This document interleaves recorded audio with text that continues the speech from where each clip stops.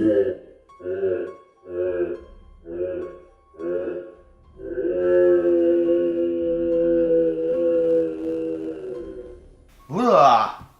Don't know what that was. Maybe it was something I ate?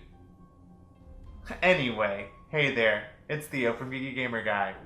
And it's that time again where we put on costumes of our favorite characters, be that zombies, wizards, superheroes, or their sexy counterparts. Rawr. But I'm getting slightly off track. This episode is about the best party and board games to play with your favorite ghouls and gays on All Hallows Eve. This list is by no means comprehensive, or in any particular order. It is but a small piece of spooky to horror goodness. Now, let's check them out. Remember the Salem witch trials? Well, this game is sort of like that, except instead of hunting witches, you're hunting werewolves. And nobody gets tied to a stake.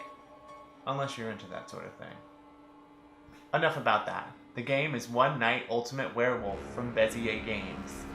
It's a social deduction party game for 3 to 10 players that takes about 7 to 10 minutes per game. So basically, the more players playing, the more paranoid accusations will be made. Each player will be dealt a role of either a villager, werewolf, or special character. Then download the handy app onto your phone that will guide you through the 2 phases of the game. The first phase, everyone shuts their eyes. Certain characters will be instructed to open their eyes and perform their role's actions. After this starts the second phase, and the mudslinging begins. Villagers want to figure out who the werewolves are.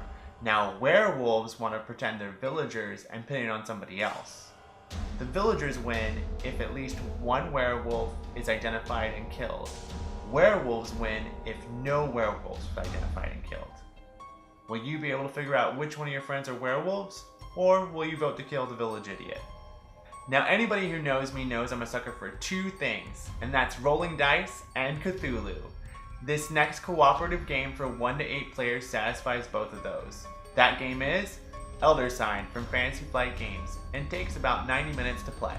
In the game, players assume the roles of investigators trying to combat hideous creatures known as Ancient Ones. To stop them, they must acquire Elder Signs from adventurers to seal off the evil before it's too late. You do this by rolling dice in an effort to successfully complete your adventures. For every time that you fail though, there are diminishing returns where you must discard a die to continue, making success look bleak. As if that weren't enough, every night when the clock strikes 12, a new Mythos card is drawn, which can affect the course of the game. If you're a fan of H.P. Lovecraft, then this game is for you. From the art to the play mechanics, it really does feel like you're an investigator racing against the clock. Now it does say that you can play up to 8, but it's best 1 to 4. Tick tock, better hurry. Your sanity depends on it. Remember when you were growing up and there was that creepy house down the street? Ever wanted to open up the creaky door and find out what's inside? Now you can with Betrayal at House on the Hill from Avalon Games.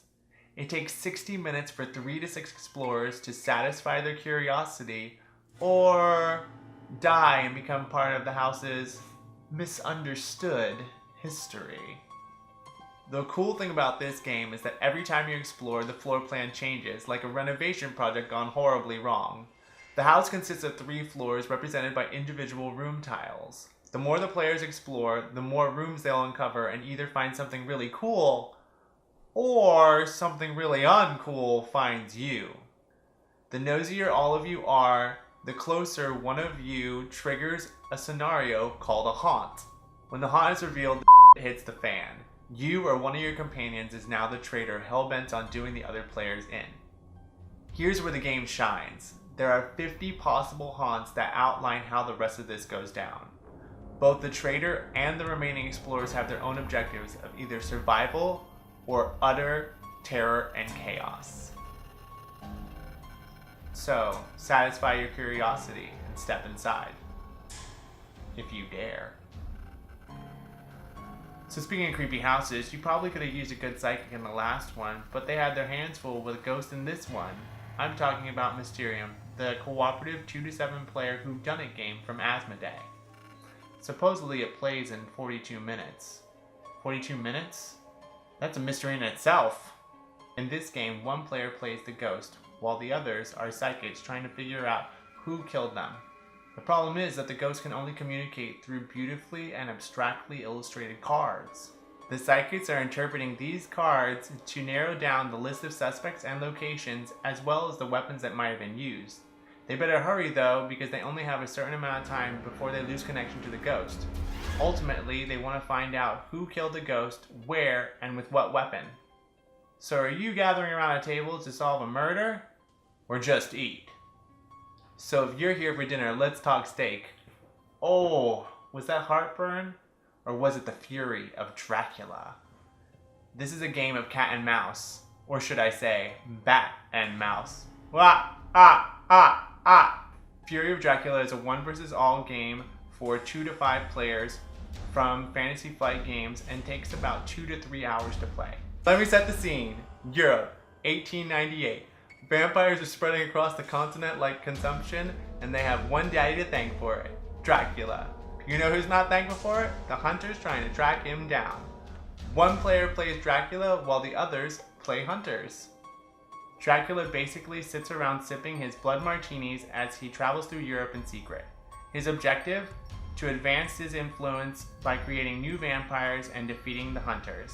Meanwhile, the hunters' objective is to hunt down Dracula for their own brand of conversion therapy by driving a stake through his heart.